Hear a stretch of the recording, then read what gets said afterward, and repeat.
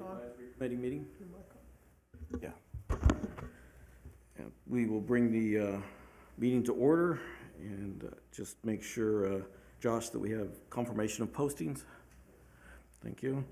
And we have a quorum today, but we are missing several of our attendants. So I guess I'll just read out who we have. We have Howard Anaya on the phone, myself, Larry Carr, Ned Chameau, and Greg Todd are here today. So, and also I see that on the agenda that we have the Pledge of Allegiance. So I'd like to do the Pledge of Allegiance right now.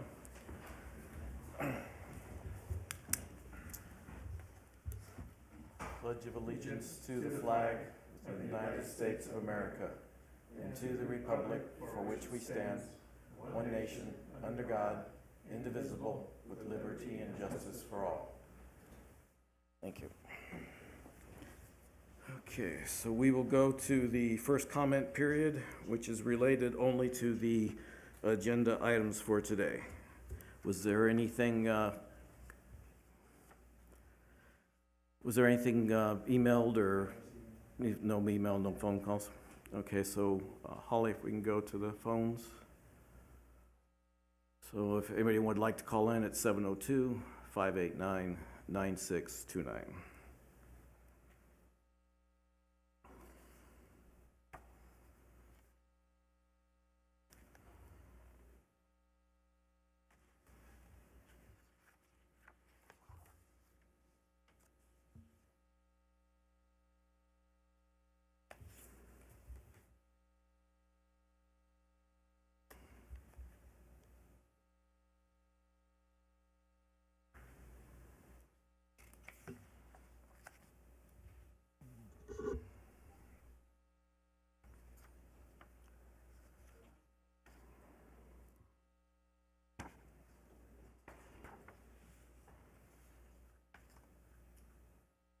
So again, that number is 702-589-9629 for the comments.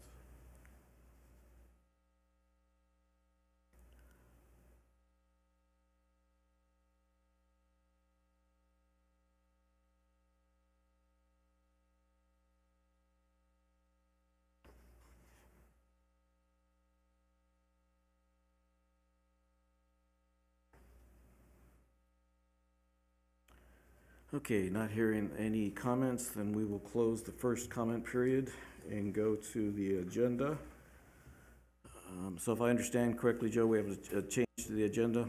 Yes, Chairman Carr, item number 2, presentation offered by the Southern Nevada Water Authority regarding the city's effluent reuse options will be removed and brought back at a later date. Okay, thank you. Okay, so we'll go to item number 1 for possible action, approval of the October 5th, 2002 Utility Advisory Committee minutes. I have sent in some changes, and does anybody else have any comments before I go through mine? I don't. Greg? No, I do not. Howard, did you have anything? Okay. No, I do not. Okay, thanks, Howard. Okay, so I'll just go through you want me to read the comments, Tammy, or just have the people look at it? I mean, have the No, group- that's not necessary. The changes he requested were minor in nature and they're before you. Okay, so if you want to just take a quick look at them to make sure you agree. They were just clarifications on my part.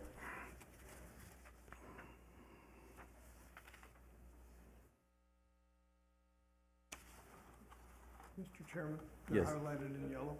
Yes, so, thank you. So the word quantify was qualify instead of quantify? No, that was one of the ones that I added to, that's what I had stated. I went back to the video and looked at this, so I had stated that way, and I was just trying to help understand what that spreadsheets were.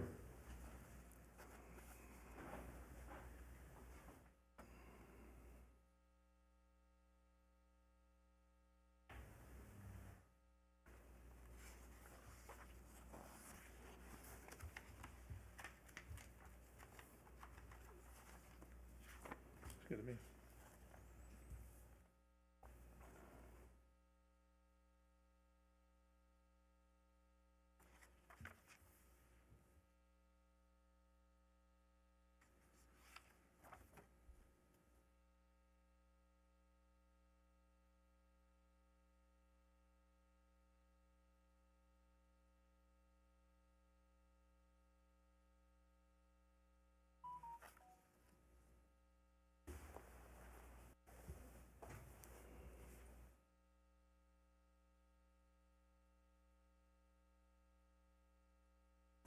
Chairman Carr, if everybody's had an opportunity to take a look at it, you can, Yeah, I was just making I'll sure call for a Greg did, motion. sorry. Sorry about the interruption. Yeah, I've read it. I'm satisfied with the changes. Okay, so I make a motion to approve the minutes for October 5th. Do I get a second? I'll second that. Any concerns or comments? All in favor, say aye. Aye. Aye. Opposed, say nay. It passes with the 4 in attendance. Okay, so then we will close out item number 1, and we will move on to item number 3, since there is no 2 tonight. So we'll move to item number 3, update on ongoing capital improvement projects and utility fund capital projects year-to-date provided by staff. So-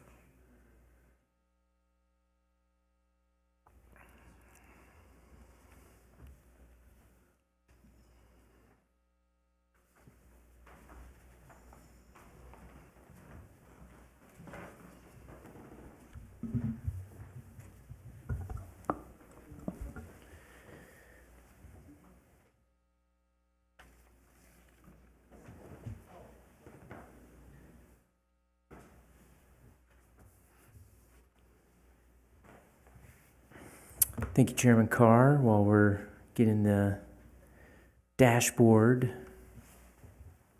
uploaded here to the screen.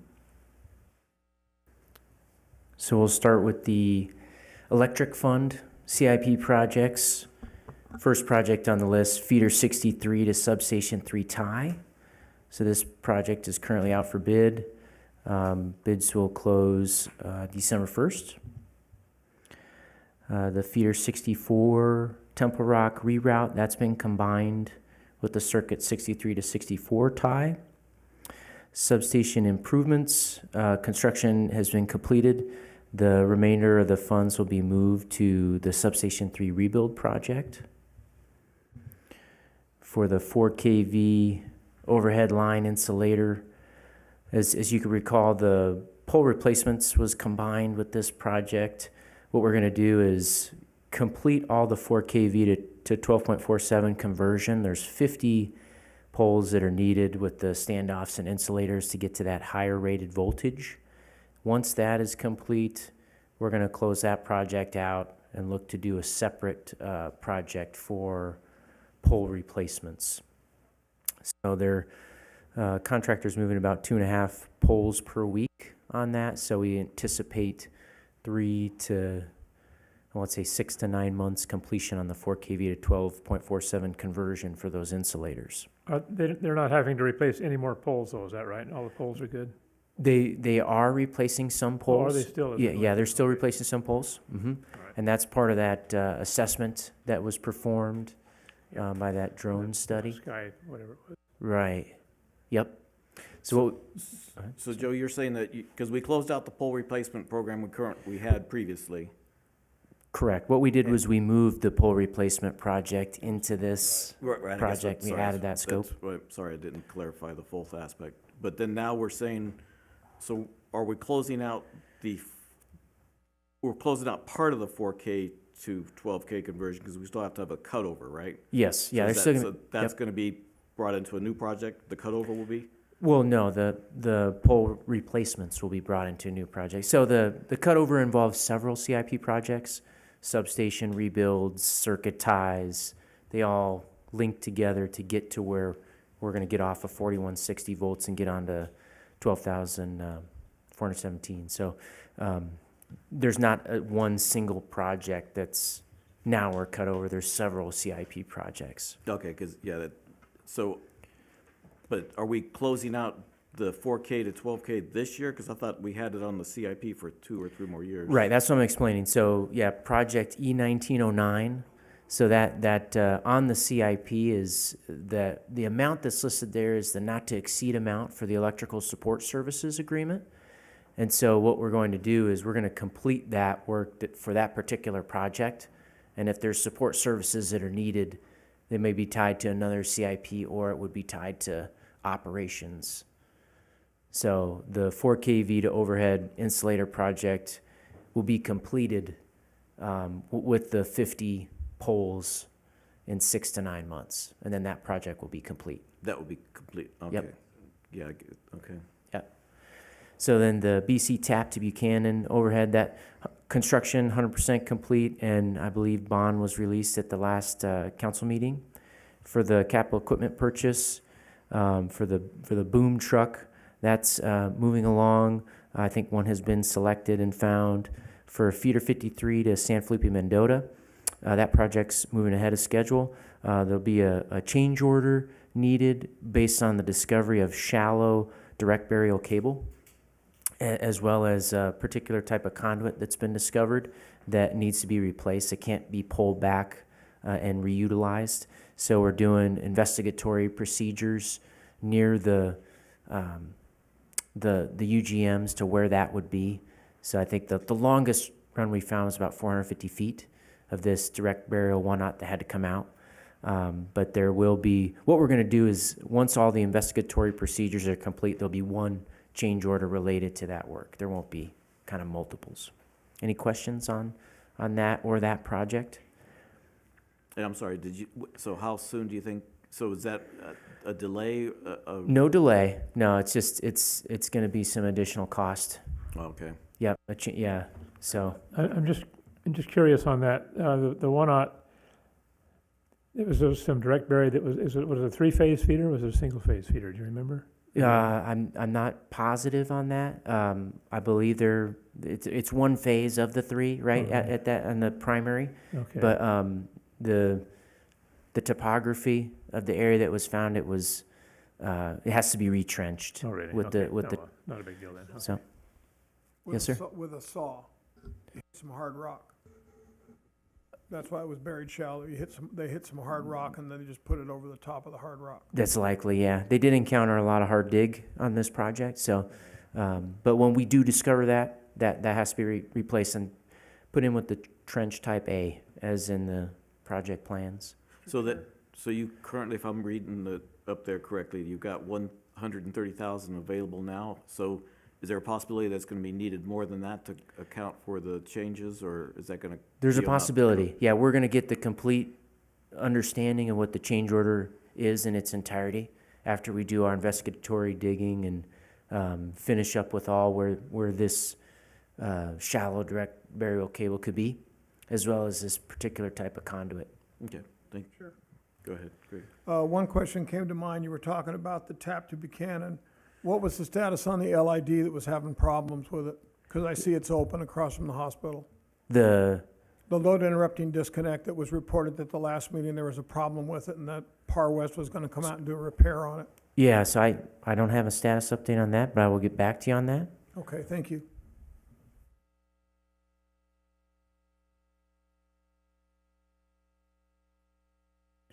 So moving on, any other questions on San Felipe to Mendota, feeder 53? Okay, so moving on to the other 2 circuit ties. These are in 100% design, just we need to internally review them and then get them out to bid. That's 45, 61, and 62 tie, as well as 63 to 64 tie. Let's see, get down here. And then feeder 14 to 24 tie replacement. That's a moving along in-house design. The Red Mountain distribution line, that's been complete. That was under schedule and under budget project. For the substation 3 rebuild, with the reprioritization, moving forward with that, we've got geotech surveying ordered for the site, and then we'll be able to make a decision on how to move forward.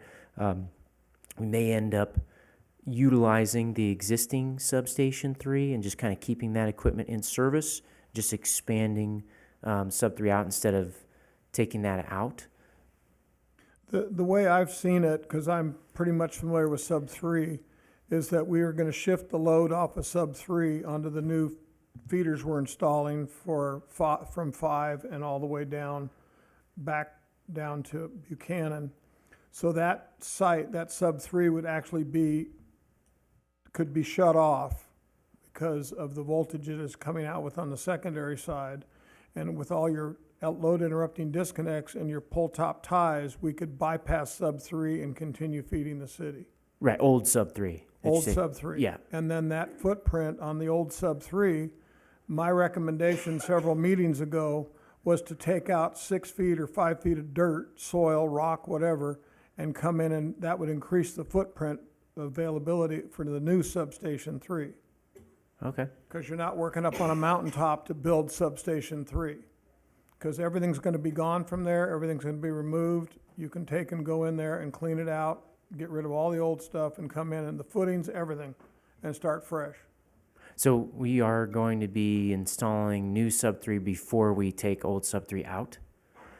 So, I think with the amount of feeders we have coming in that are from substation 6 yeah, to just terminated just outside of sub 3 with the 2 new feeder underbuild circuits okay. coming down Adams all the way to sub 3, there's enough capacity there on those 3 feeders to take the load completely out of sub 3 in its entirety and scrub that ground clean. Oh, okay, very good.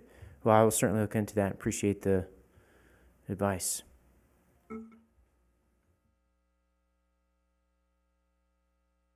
So moving along, the rest of the substation rebuilds, so the order will be 3, 4, and 5, with the 3-phase and commercial meter upgrades, moving forward with cabinet purchases on that, some long lead time with some of those pieces. Let's see here. Joe, Yes, sir. I'm sorry, have you moved off of 3, or you still talking 3, substation 3 a little bit? I did move off of 3, but So- do you have a question on 3? Yes, so if I read it correctly, you were saying that CRC was helping you with the transformer design? Yes, the transformer specification, correct. So we they're closer then to getting those resigned and ordered? So we are, working with them. There's going to be some progress meetings in the near future.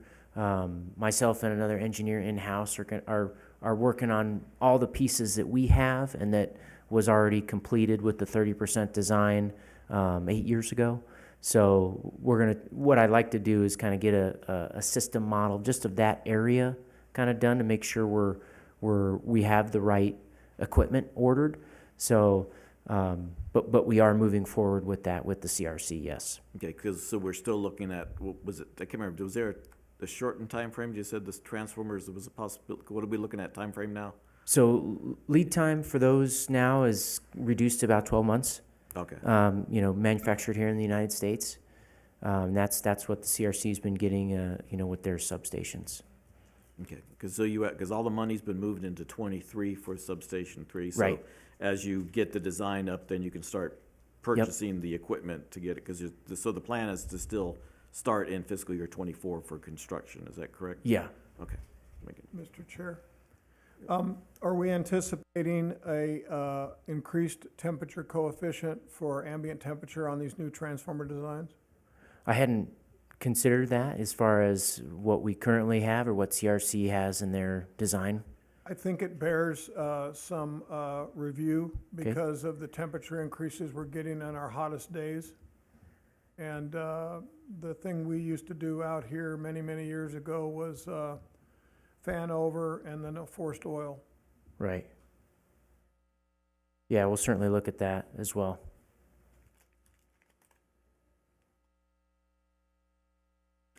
Okay, any other questions on substation 3? Very good. Moving along to feeder 54 cable replacements. Again, that project is in the planning stages, moving along. So moving ahead to water and wastewater projects. Sanitary sewer rehabilitation, that's an ongoing project. Construction is ongoing. Wastewater treatment plant headworks upgrade. We did receive guidance from the EPA on acceptance of the non-competitive grant. for $1 million that was press released last spring. So we're moving forward with a design team, construction team, design firm, construction outfit, and this particular bar screen and grit removal to get that installed at the headworks. Any questions on that project? Could you just put the, or was it in there? I don't think I saw that there is a grant for that one, because I'm not sure, I don't think we see that in the city manager report either, so it'd just be nice to know that we've got extra money. It's in the notes there. Is it? It's we'll take the city council to accept and do budget amendment for federal funds of $1 million.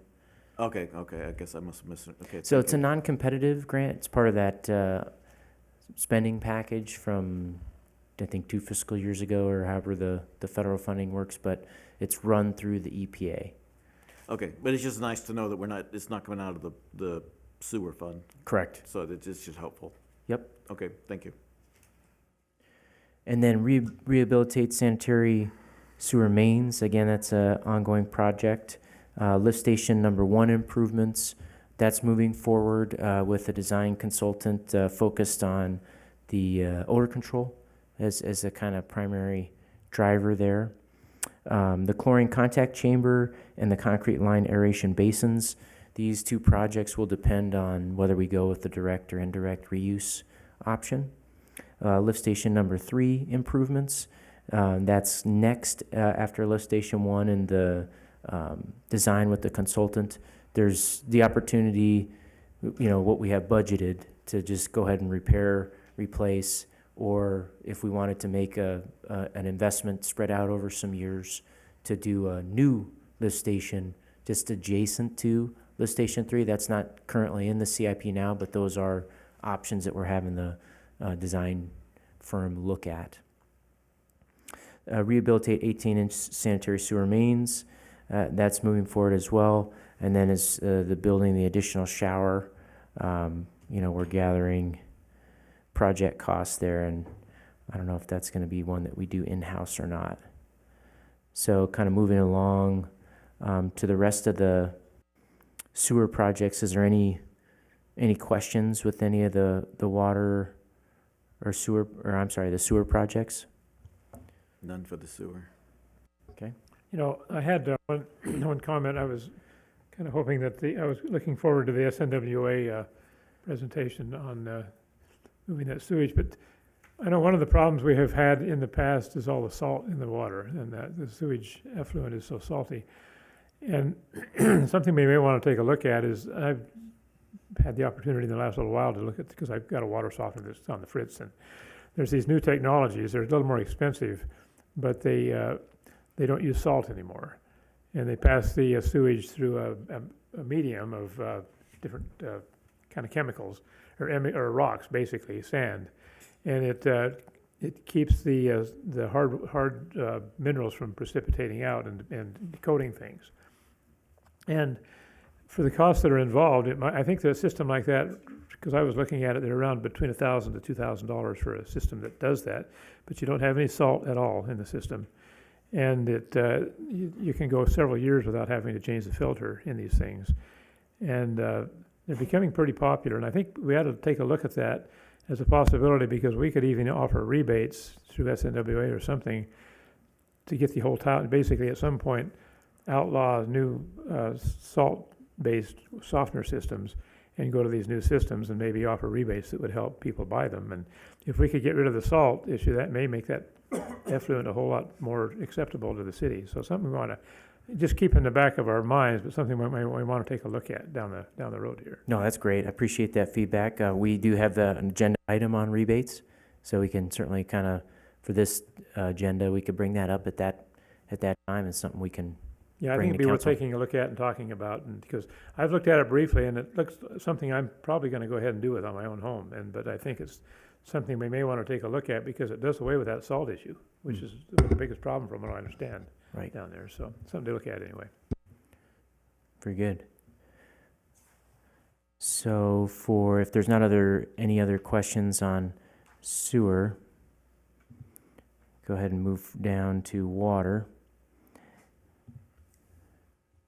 Copper service replacement. That's our large project ongoing with several services. So you'll see those coming out in various agendas for services. So that's taking advantage of the funding offered by ARPA. Question on that, are we basically going through the entire city wherever there's PVC or the other, I don't know what the other pipe that they were using, but all the old PVC is being replaced as well as the black poly, I guess it was, that they used to use? Right. Mhm. Yes, we are. Yeah, we're going through prioritizing which areas are of the most need, and then using that work in conjunction with plan work with RTC to For a road's done. make sure we're not violating the 5-year no cut. Right. Yep. So are we finding a lot of the PVC that's failing around town?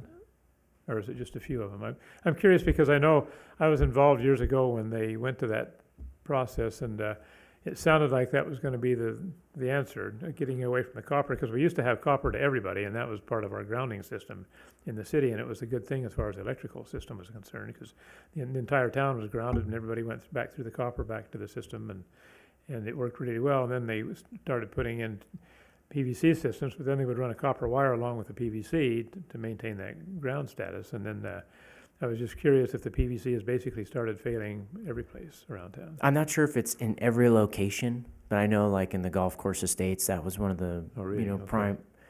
primary problem areas. Yeah, Interesting. it was the polypropylene pipe that's failing. Okay, but not necessarily the PVC. PVC has not been Okay. failing, but you bring up a very good point for our employees. If they pull a water meter, I found through experience that if you pull a water meter on a residence and you are using the water in the pipe as a ground, they're gonna get shocked as they pull the meter unless they use a jumper between the stub on both sides of the meter. And they used to actually have a copper jumper around the meters to prevent that from happening. Prevent that, and that has been negated. So I'm saying that we are eliminating a grounding system in our residences by allowing PVC pipe to be used as a main off the customer side of the meter. And now that we're putting back copper to the meter, we have to be very careful that we're not recreating a solid ground. And if we are, we need to do a study on that, because I've had some guys where I used to work that got very severely shocked because the surplus energy off your photovoltaic systems, your units, have a lot of bleed off to ground back through the system. And they need to start looking at the grounding of the residences as they start doing this copper change out again. Yeah, very good. If we get any information on that, I'll certainly share. And you may want to pass that along, because I know for a number of years, at least when I was involved, they would, when they started putting PVC in, they would actually run a copper line back to the trace line that was part of the transite and the other non-metallic mains. And it was important that the jumper around the water meter was kept intact. And I don't know if they're still tracking those or not, but that was the whole idea, is to maintain. We had a really good ground system in the city because of that over the years, and that it may have gone by the wayside, I don't know, but it's something to take a look at anyway.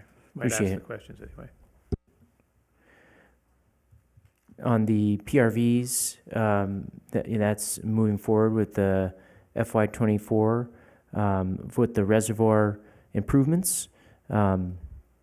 Taking a look at East Tank, which is a Bureau-built tank, found some old drawings on that, 2 million gallons, found all the piping connections to get to that. So that would be reactivated as part of the municipal golf courses irrigation replacement, and get the municipal golf course on raw from potable. And then possibly, if we go with this direct reuse option, it would be, kind of a blend throughout the raw distribution system. The 8-inch butterfly valve replacements, that's similar to the copper service replacements, taking advantage of areas that we've got those and replacing those with the gate valves. Water meter replacements, that's essentially, I think, has been done, and all the rest of the meters we're purchasing with the copper service replacements project. Okay, so you're purchasing and installing, so whatever's left then will be just installed with the copper, you said? So because we had 75%, so theoretically 25% more is money is available to purchase a few more meters to install elsewhere than the golf course estates. Right, I think we've got that particular funding spent, and that's part of a match with reclamation. Right, because that's what I saw. I saw that the grant was completed, but, but there's still some additional meters to be installed. So there's a few meters left to be installed than just what was done at the golf course estates, correct? Correct, yeah, and what we're doing is, if they're part of a copper service replacement project, it's being funded by that project. And then what's gonna, I think I asked this in the past, I'm still not sure. So what's gonna happen for the future? Are you gonna did you say you were gonna try for another grant, or what are we doing to get more meters in the future? We are gonna continue to pursue grants with reclamation, so we missed out on the FY '23, so we're gonna try and get on the FY '24. Okay, so is that gonna be put into because I don't think it's on the SIP right now for the 24, is it? A meter for the, It's not, so if the grant gets funded and approved, then we would add it. okay, and that would be, okay, so last time it was on there because it was half and half, and this time you're hoping for a full grant like we did last time. Right. Okay. And then, kind of moving on, golf course estates, that one is, I wanna say, let me see. So I think 100% complete on that. Yeah, the comment was something about going for final acceptance. Mm-hmm. What was the final acceptance for closeout? Is that what that meant? I wasn't sure what Yes. that meant. Yep. Okay. I'm sorry, I'll let you finish. No, that's pretty much it, and the rest of the projects, there's nothing very notable to report, so I'm happy to answer any questions that you have on the list. Just make sure I got a clarification. So on UW 171 El Dorado line, the one that's pretty much completed, but had some penalties. No, the water, should just be up a little bit. What's that? The tab, that's a settlement, right? Okay. Yeah, the settlement. So just the way it's worded, maybe it's my misunderstanding, but if you could be helpful, I think it says we'll go back to the water. That's the 285,000 is a negative. Is that not correct? So that's gonna be taken from the water account, not added to the water account once it's finally closed out. It's already out of the fund? But I think it said, right, the way I read it was that it would go back to the water fund. We'll get that. I'm sorry, Wording it just corrected. helped. Yeah. And then the other one, on W 2102.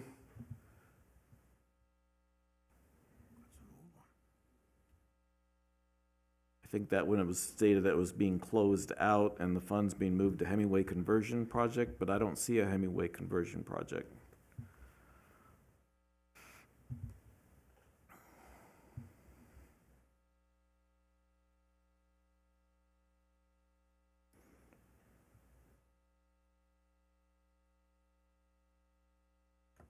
Yeah, I'm not seeing that either. I'll double check on that and see.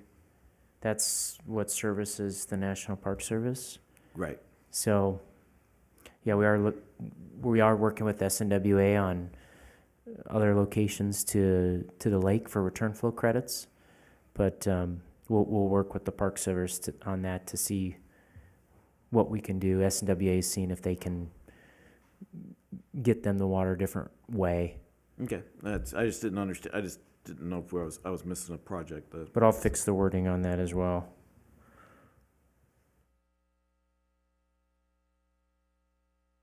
Thank you. Anybody else have anything? Thank you very much. Okay. Joe, for Yeah, that. you're welcome.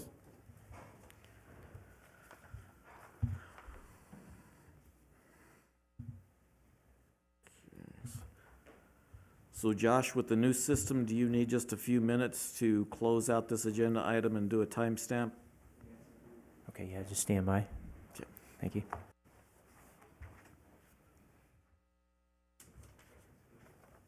No problem. So can we, I guess, I don't know if we can talk about the change or not. There's really nothing on the agenda. It just says, I guess we're doing it. I could have talked about it at the minutes maybe, because I was assuming we're doing a little different system with the minutes. Okay, so we're closing out agenda item number 3, And moving on to agenda item number 4, so the update, utility directors regarding water and power consumption. Very good. So we'll take a sec just to get the dashboard uploaded here. Took feedback received though on the total consumption. So there was an issue with how we were tracking total consumption. So the cumulative amount here that you see, that's what we are metered out as a city and what we're paying for our energy usage. So we have total metered electric consumption, and that's at 12,639 megawatt hours. And then the total non-metered electric consumption, and this is for September, which is basically the month of October or of August, and that's 3,500 and almost 80 megawatt hours. So this would be losses, street lights. So we are taking a look at this data to see, but if we go and just compare September to August, you could see the drop based on the temperatures. So we are going to start to see that load really start to come down. Folks that have gas heating, non-electric heating, and that sort of thing. So it's really going to follow that temperature, and that's basically it for electric. So August is showing July's. Right. And so you're showing that we have, what was it, we got 19.3, if I'm calculating right, around approximately 19.3 thousand or million kilowatt hour, million Yeah. kilowatt hours. Okay.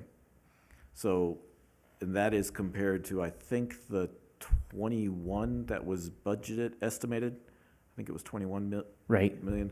So is there is there a true up for this? There is So- an annual true up for this. Yeah. And- okay, and it's annually? Yep. And we Okay. do get a refund from Department of Interior Treasury. So it comes through as a we get refunded from hydro from what we didn't use in hydro through the scheduling through the Silver State Energy Association. So that's went back and looked to 19, 20, 21. That's what that true up occurs in. But we should have a true up also for market, because they would have, that like for August was, well, actually July was really what was charged for, we had an estimate in July for, well, this would have been the amount that was charged in July as an estimate for 21,000, and we had, that was the 7.3 cents. Correct. That would have been the market value, so that wasn't with hydro, so. No, if that's we with hydro. I'm sorry, that is with hydro, but the big increase was the market. Right.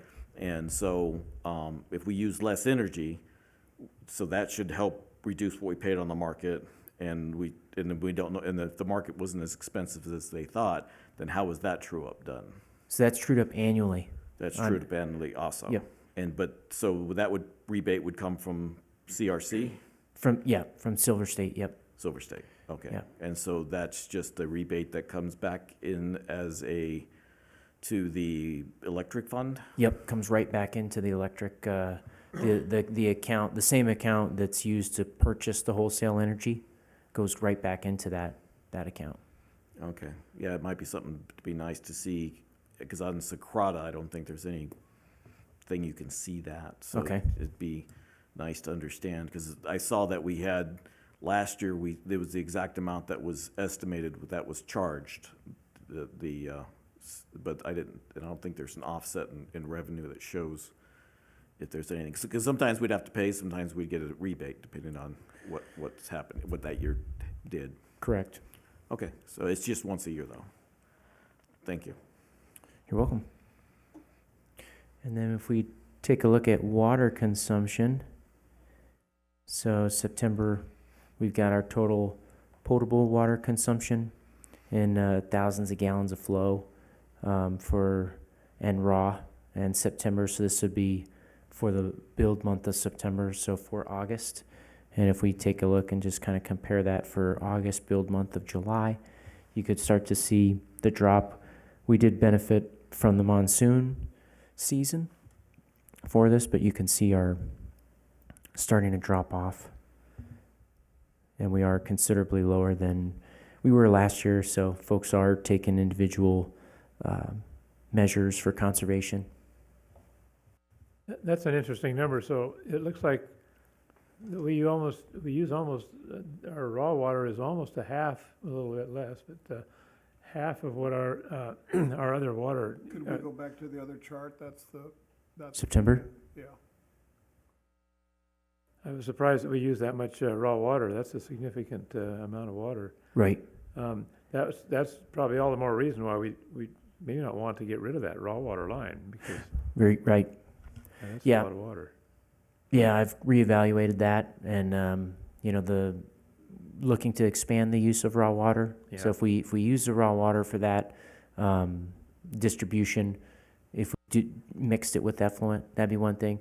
Right. We could look at an emergency Cutover. cutover. Exactly. Mhm. Yep, like you mentioned. I really like that idea, and I really think if this salt thing has some legitimacy to it, I think we really might want to consider that, because if we could take care of that salt issue in that effluent, that would make it much easier to mix that with the golf course water and in those other places with the raw water. Yeah, so if we do the direct reuse option, that makes sense. We could Yeah, explore for that in the sure. rebate.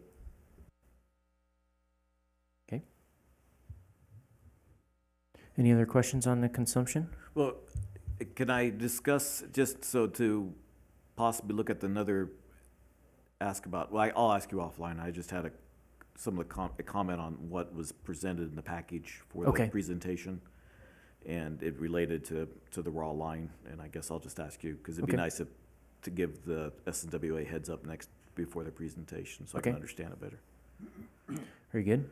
Okay, so anything on the consumption? Okay, I have a question. This is Howard. Howard?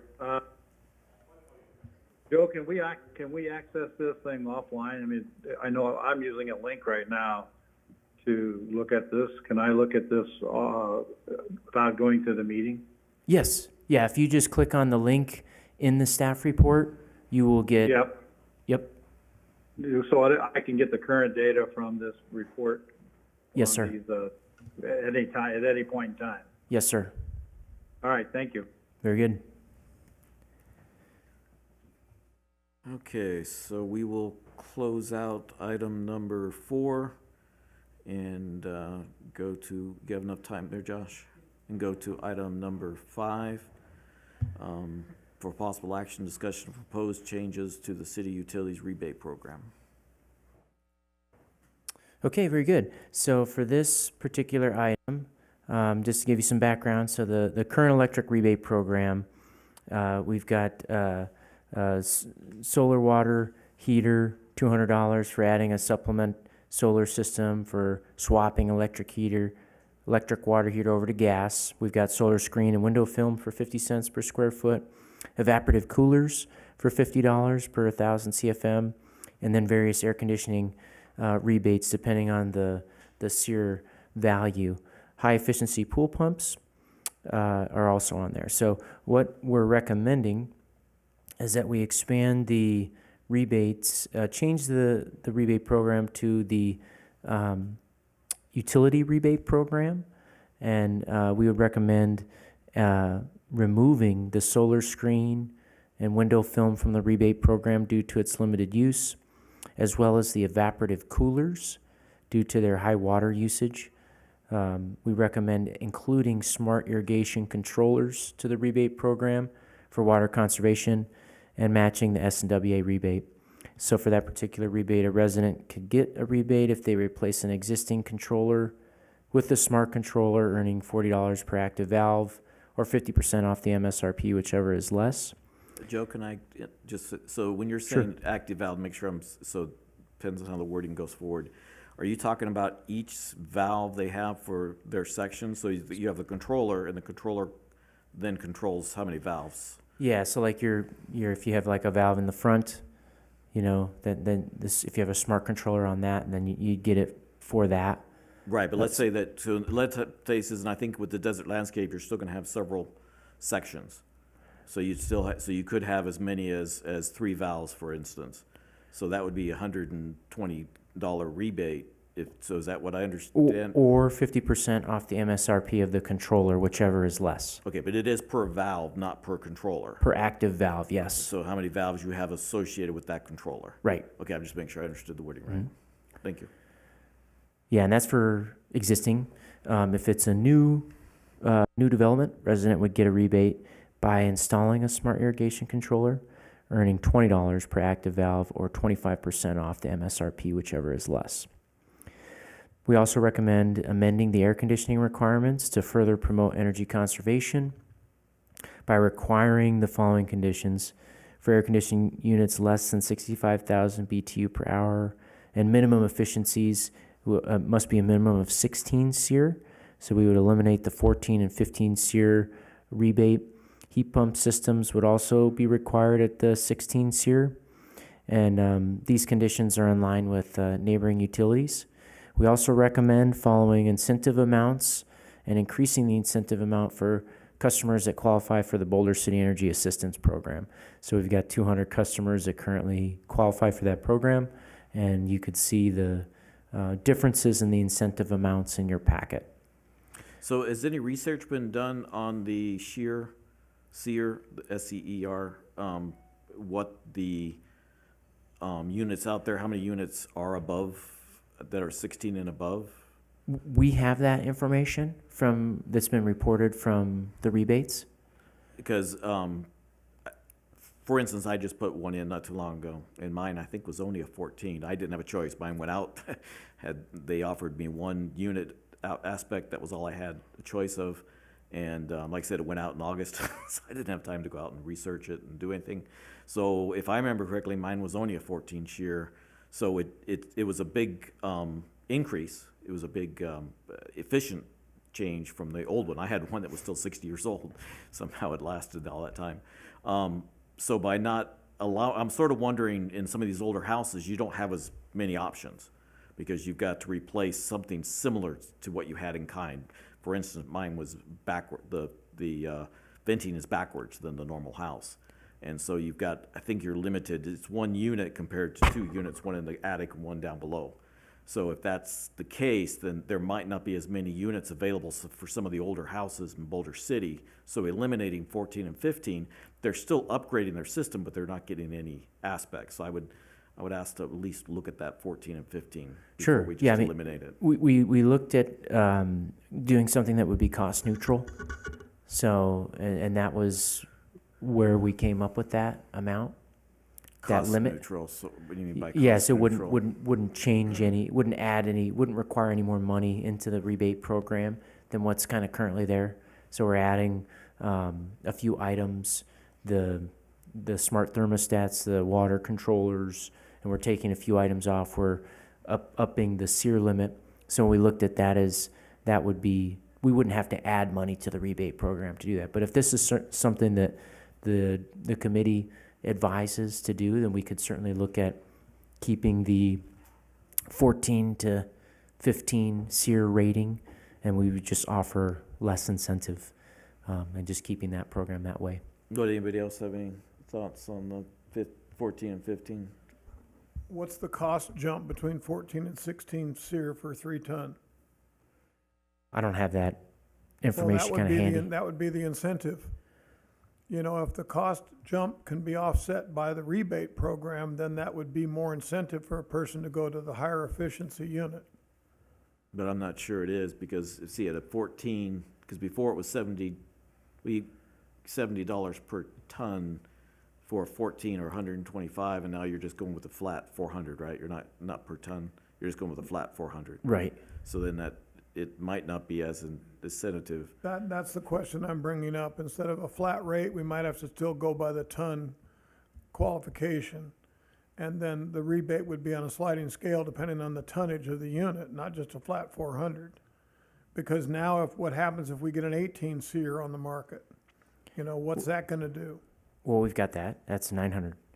Yeah, instead of 400, it's 900. But Right. what's the cost difference between 16 to 18 SEER? When you say cost difference, you mean cost difference to install? In or the unit, no, the installation is gonna be basically the same. Most of the houses have a package system. Yeah. So you're just gonna set it on the roof or on the ground, but what's the cost difference between the SEER jump? That's how people are gonna look at it. Why should I put a 16 in if a 14's only this, and this is a cheaper unit? Or if I'm gonna put a 16 in, what's the cost difference between an 18? That's how they're gonna look at the rebate program. And is there any way we can get some information? That's a good point. Is there information that tells people the advantage, how much they might save with this year? Because like, again, sometimes when you're installing it or doing the research, you'll find that, and sometimes you won't. So if we had that on the same page that the rebate was on there, it might be helpful to make, for them to make it, when you have the time that you can, when you can, you have the time to do the research, if you can do it off-season. Yeah, we could certainly look at that again. Like the idea was something that would be cost neutral, that wouldn't need any more funds into the program. Well, So, my understanding is it comes and goes. Some years you use it, some years you don't. So isn't there sort of a little bit of a, it comes out of the operating Carryover. budget. right, no, I So understand that. it's lined out in the operating budget, but as we get through the CIP budget planning, as we get into operating budget planning, wanted to present something that was cost neutral. That wasn't gonna bring any more need for funds. So we're adding a number of items that we think are important. Probably the biggest bang for your buck would be in conjunction with the high efficient AC units is the smart thermostats or the Energy Star thermostats.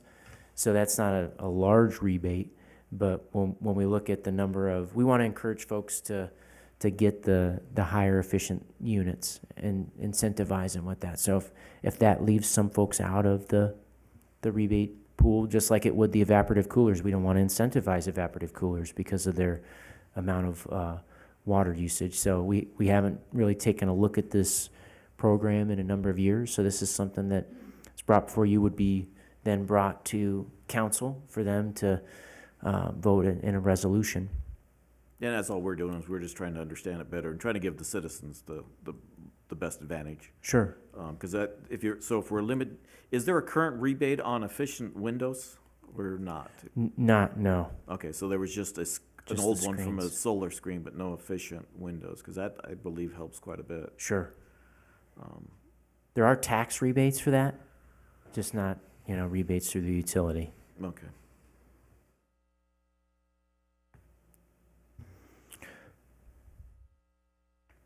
So the last item, was the Energy Star, and to kind of be in line with our neighbors, we're recommending $75 per thermostat, or 50% off the MSRP.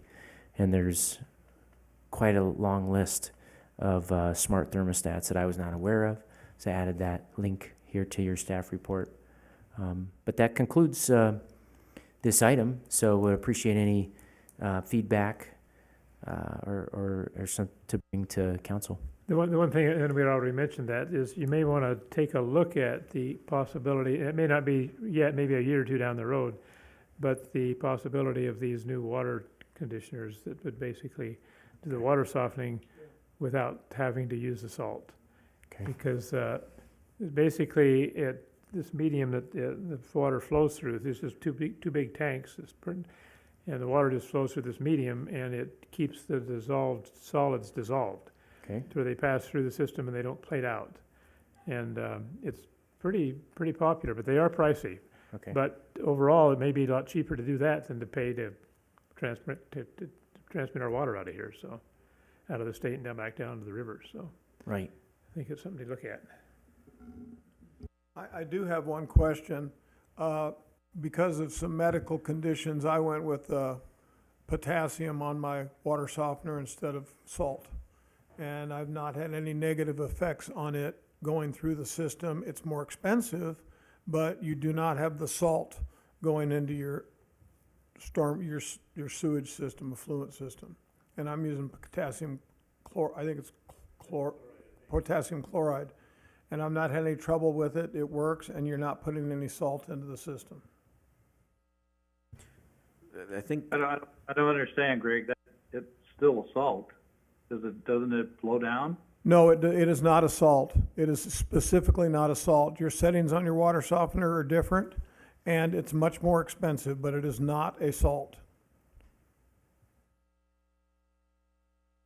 Potassium chloride is a salt. But anyway, all right, I'll have to look at it.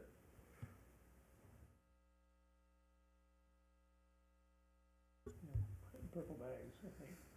The colors of the yellow and purple. Yeah, because I think that sounds like something in the future that would be a major rebate. It would help the city and the citizens quite a bit. So I definitely, with the salt, the softener. If we can eliminate the salt in the sewage system, it's caused from flushing those water softeners every other day or every week or something like that. It's a lot of salt.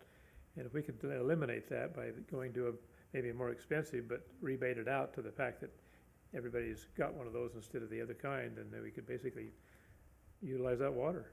For the direct reuse option. Yeah. Very good. So I guess, this was for a possible action.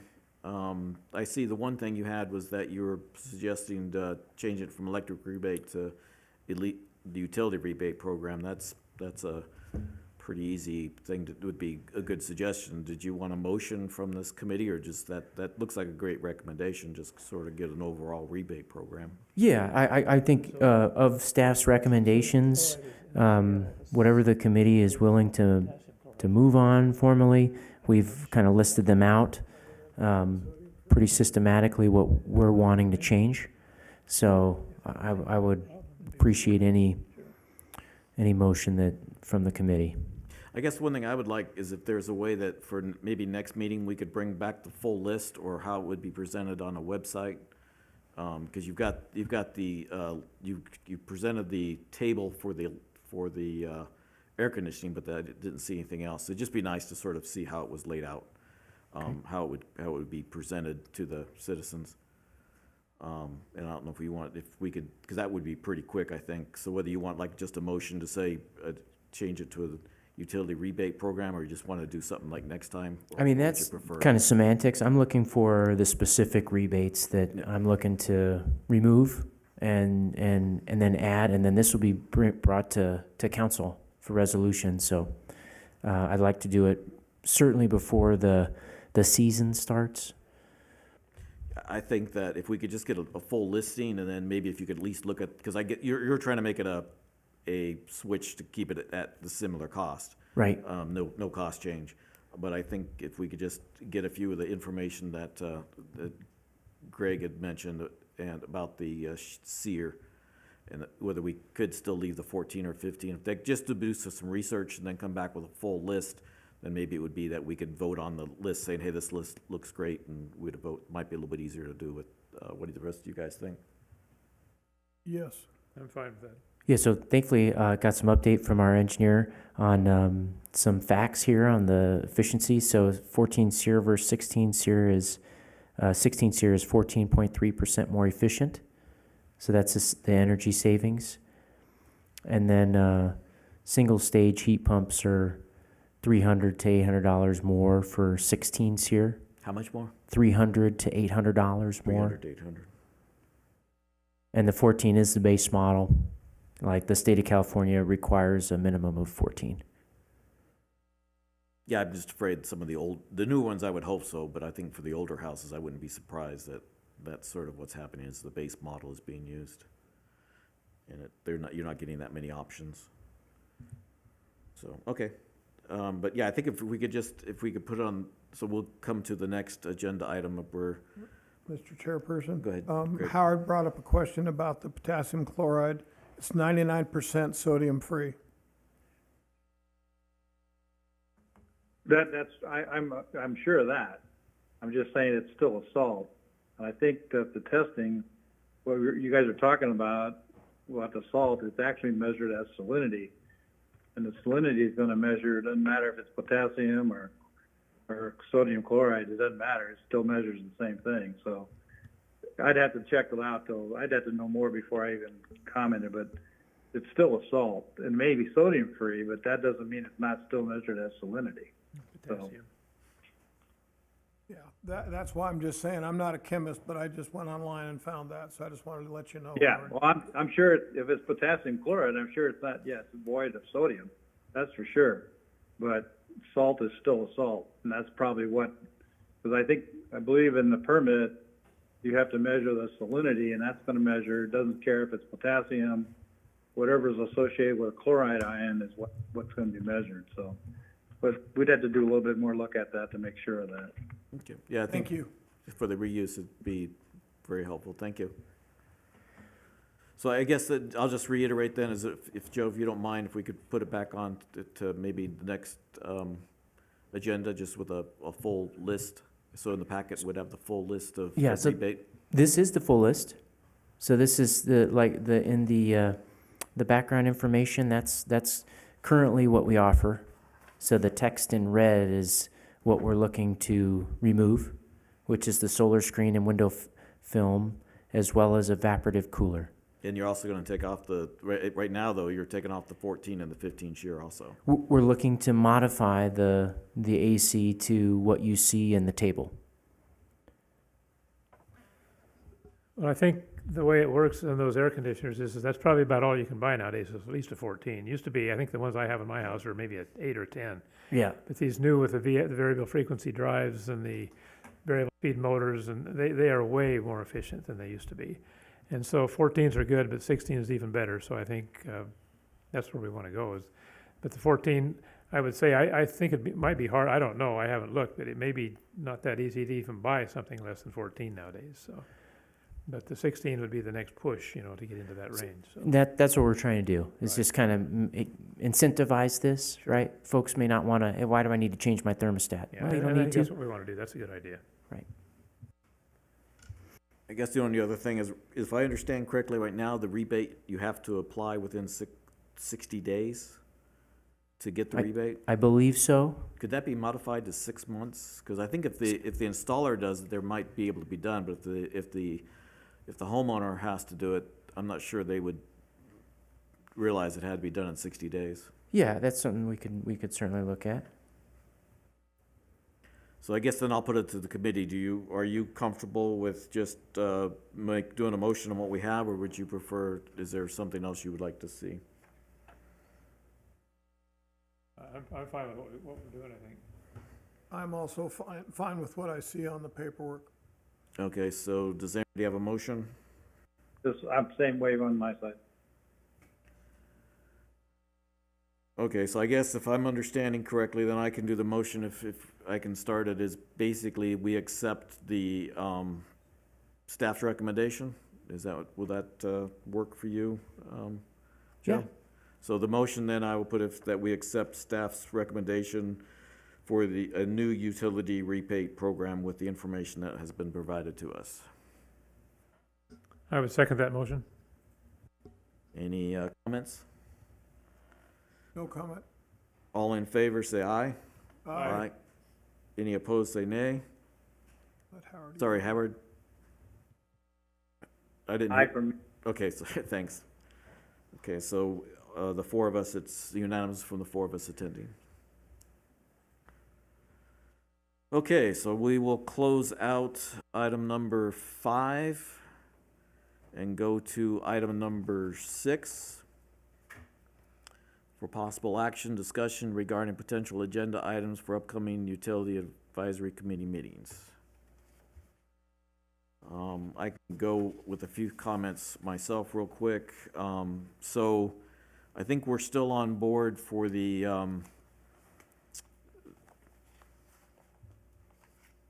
resource, the RIP, the The IRP? IRP, thank you, for, next month. Yes, the draft IRP, absolutely. And then I will have the, what I'm looking at right now, and I can work with, Joe more on it, is what I'm trying to do, but if anybody has some comments, I'd be happy to take it. I'm looking to bring in the, electric portion of the rate, so to continue the rate discussion with the electric. Probably a little bit on sewer. The sewer rates aren't much theirs, but I think they're, anyway, so I guess not to discuss it, but bring some of that in, and then by having the first one in water, then doing the electrical, with bringing the sewer in, then I think we can discuss the general topics. So I'd like to do that, and then maybe what we'd want to do then is shift the SNWA to January then, if that's not a problem. Sure, yeah, that shouldn't be a problem. Does that work with everybody? That's fine with me. So, but I'd like to do more of a general, or I'll try to make the agenda item a little more general for it not just being electric. Like to discuss more, so just try to clarify that.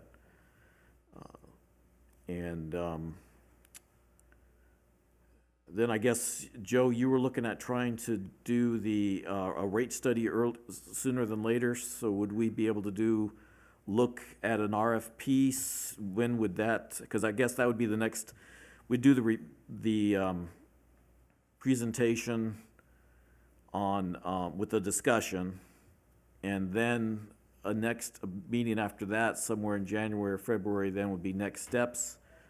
And I think part of the next steps would possibly be the RFP. Okay, And so I don't know if you'd be ready, so then I guess we can discuss it in December, but that'd be January, February to look at that, or what were your thoughts? we have the existing RP to work with that we can, modify, or if you guys, what I could do is bring that RFP to the committee and then get any kind of feedback and comments, what worked, what didn't work, what do we want to put into the RFP, moving forward. Because what we could do is, we could take, as a thought, we could take the executive summary from Raf Tillis's report and the RFP and sort of see how I don't know if that's a good suggestion or not. Just sort of see what was done last and how we might want to modify something, or do we just want to go with the RFP and go from there? I think we want to be focused on what we're looking for, so, go with the process on what we're gonna ask on the front end. We can include the executive summary as background information, but as far as what we're wanting a consultant to do, I think we just look at the RFP. Well, no, I'm not for the consultant, it would just be for us. It wasn't, the RFP wouldn't be going, no, the executive summary wouldn't need to go to the consultant. It was just a matter of, as we talked about the RFP, it was be a starting point possibly, Okay. saying this is so, but maybe that's what we do, is we just bring it, if you attach it to the packet, so maybe, what best thing to do is just tack the whole report to the packet when we do the RFP, and then we decide if that's a good thing to discuss, if it's reasonable, or if people had time or not, so. And again, we can talk about that at some of the next meetings to see, but it was just a thought. I do, would like to bring, some CIP changes, to the next meeting. There's, some concerns at the residential drop-off area at the landfill. Some erosion issues. I don't know if you guys have kind of been in that area. They've done a number of fixes, kind of temporary, put some bollards out, some cones, so they're managing it. I would like to get, we've estimated, resurfacing that entire area, as well as the recycling area. It's under 150,000, so I wanted to bring those estimates to the committee and see if we can get that on the FY24. Certainly that would be put into the rate model first, but it's something I don't want to wait to FY25 to start. Yeah, the surface right now is not stable enough to handle the rainy weather. It might have to be looked at to be putting concrete in instead of asphalt. Right.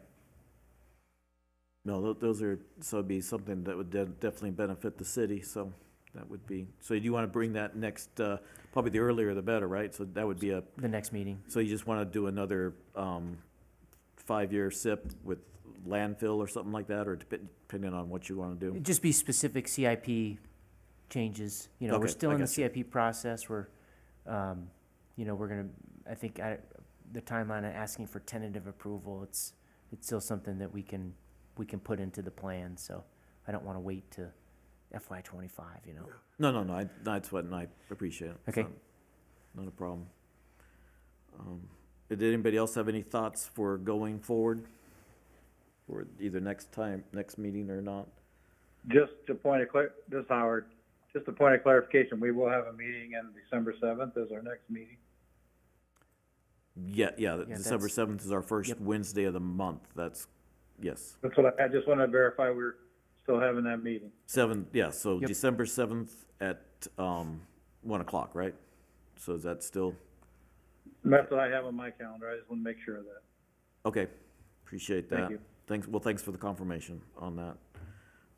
So I guess what I would be looking at is that, so if, really quickly for next meeting would be the approval of the minutes, the IRP, then the CIP, I do this that way. So whatever whatever order it needs to, for the benefit of the staff. Okay. City staff.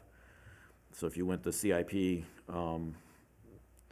and then I guess the water, that's you and Josh, so you want that towards the end again? So put the rate presentation before that. Do the update from the utility director. And then for possible action, so is that all we need to do? I know it's not, but is it, so I think what is that? Is that, only 5, or is that 6? So is that, cover? That's enough to take on. No, that's So- fine, just making sure it wasn't missing anything. Go ahead, Joe. So are we gonna take the ongoing CIP off of this one, or are we gonna still discuss, so I've got, I got you, ongoing, yeah. so I've got minutes, draft IRP, when you said CIP, I'm wanting to bring some specific CIP changes to FY '24, not necessarily ongoing. Why don't we do both, because if you can do just a quick update on the ongoing, it doesn't, you did a detailed, I appreciate that this Okay. time. You don't have to do as much detail if you want, Right. but maybe we can just see how things are moving forward. So what, 15 minutes, probably, we could get that, so it'd be good to have it on there. So combine those, so just a CIP changes and update. It's up to you. Okay. It might be easier to discuss, to say ongoing, to have 2, but I still don't think it'd take that much time. If you do ongoing and then we do a CIP, 24 or 5-year plan changes, Okay. something like that. I think maybe it's better, so that way there's no question on what we're talking about. Because you're actually talking about new, it would be ongoing. Right. So it might be better to have 2. Then the monthly update on consumption, and then I had I had the rates presentation that from Chairman Carr, and then the RFP discussion on the future rate study is another item. Was that an item that you wanted to? You want that in here, on it, I guess it's a good place to start it, and if we end up with too much time, we'll just move it. But I guess it's better to start sooner than later. Well, yeah, I mean, you asked for that, right? I did, but I didn't know if it was gonna be December or January. I Okay. just didn't know, I just don't want too much. We could certainly push it to January. It's up to you, if you want if we could start it, because and it wouldn't be bad to sort of go over it since we've gone over, and then we end up with too much time, we'd say we could extend it into the next time. I'd like to get the RFP out sooner rather than later. Want to take a look at operating funds, if we've got enough funds in FY '23 to get that process started. If not, as soon as FY '24 starts, we're going to want to get that going. Yeah, I think if I looked at the technical and the personal for electric, there's quite a bit of money in there for that I think if we reduce the scale from what we did last time, hopefully, because I think we should be able to reduce it, not have to increase it. Anyway, but that's a discussion, so, sorry. But yes, no, I think so, it's good. Let's put it on there. Okay. And we can discuss it, and, because the IRP is gonna be not that long either. You're just gonna present it, you're gonna put it in the packet, we'll have a chance to look at it, and then there won't really be a major discussion Just on that. answer any questions. Right, so that's actually not that long. So, okay, then we're looking at 7 then, right? Yep. But it's still, I don't think, because the ongoing and even bringing the SIP isn't that long, so we're looking at the 2 major ones, the rate and the RFP, really, because I don't think, the last time we had a presentation, we had 2 presentations when I presented mine. I think we can do it in a reasonable time frame. Okay, sounds good. So, starting at 1 o'clock. Did everybody follow that? Kind Clear as mud.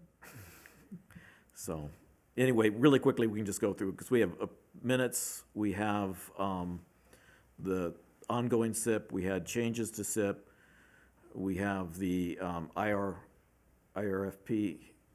RP sorry, draft. the rate then the ongoing upgrade to the director's, the update from the director, the rate presentation, the RFP for the rate study, and then the any discussion for potential meeting agenda It'll items. be 8. 8 then? Yep. Okay, but again, I think a lot of them are we can go through pretty quickly, Okay. so I don't think, yeah, today's an hour and 15 minutes, and so we covered most of the little things Right. today, so I think we're okay. Do you want to make a motion on that? Sure, Agenda? we can do that. So,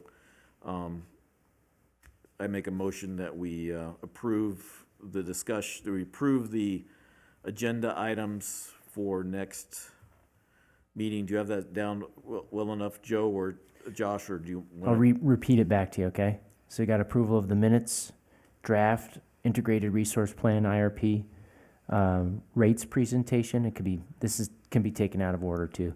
Ongoing capital improvement plan, update from utilities director, capital improvement plan 5-year changes, RFP for future rate study, and future meetings. Okay, and again, the biggest thing, we'll come back to that. So the motion is for that, items of the agenda item. Any second? I'll second the motion for the tentative December agenda items.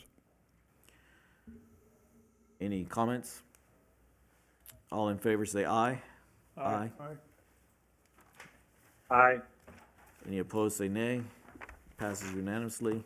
And again, Joe, just whatever, the order that best fits the city staff. So if Very you good. put the city staff first, and then we can go from there. Appreciate that. Okay, then we will close down item number 6 and go to public comment.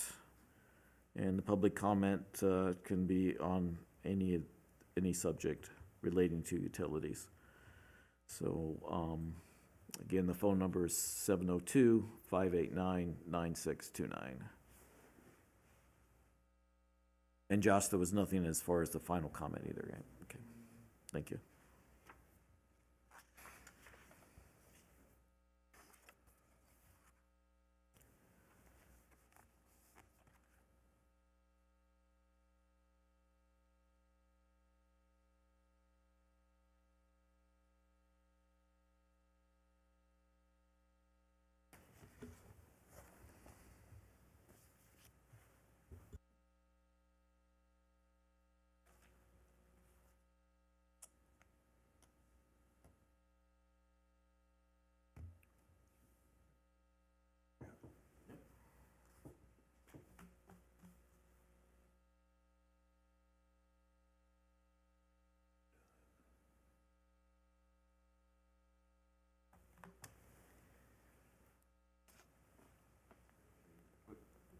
Quickly, again, the number is 702-589-9629.